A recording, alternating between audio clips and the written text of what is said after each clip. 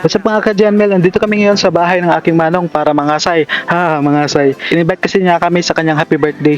Wait a minute! Ginagawa mo.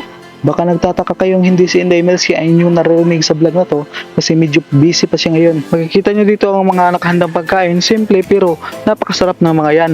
Lalo na yung nasa dulo yung inihaw na isda. Ang tawag sa isdang ito sa amin ay daliran at pugot. Napakasarap ng mga isdang ito at matataba lalo na kapag bagong huli pa lang. At dito ay inihanda na ang walang kasarap-sarap, malinamnam na sinuglaw na hindi mawawala kapag may handaan. At dito dumating na sila nanay at tatay at ang iba ko pang mga kapatid. At ayan, si Inday Melski nagmamano sa kanila isa-isa. Buta na bata, liwat na ho. Pinapakilala ko nga pala sa inyo ang aking malditang pamangkin na sa Inday Burakdat aka Monique Pearl Paho na nakikurious sa kanya mga nakitang tao kasi hindi siya sanay na maraming taong kanya makita kasi kami lang naman kasama niya sa bahay.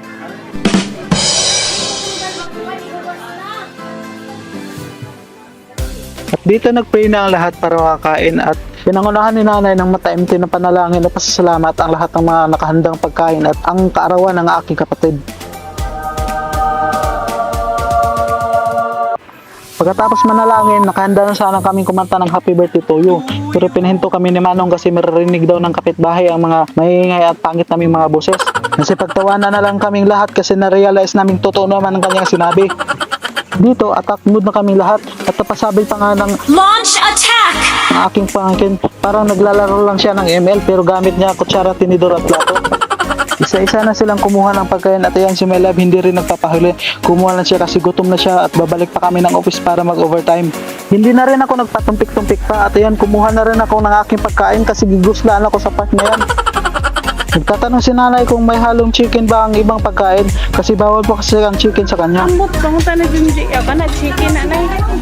Chicken na. At nagkita kami dito ng isa kong kasamahan sa basketball sa Team Link RI sa Inter-Agency nung una. At nagkumustahan kaming dalawa. Pinsan nga pala siya ng asawa ng kapatid ko kaya ayan nagkita kami sa hindi inaasahang pagkakataon. Busog-lusog na naman kami ni My Love at pagkatapos namin kumain ay bumalik na kami kaagad sa office kasi mag-overtime pa kami hanggang 10. Hanggang dito lang po magtatapos ang vlog na to. Salamat sa inyong panonood at huwag niyong kalimutang mag-like, share and subscribe sa aming FB at YouTube account.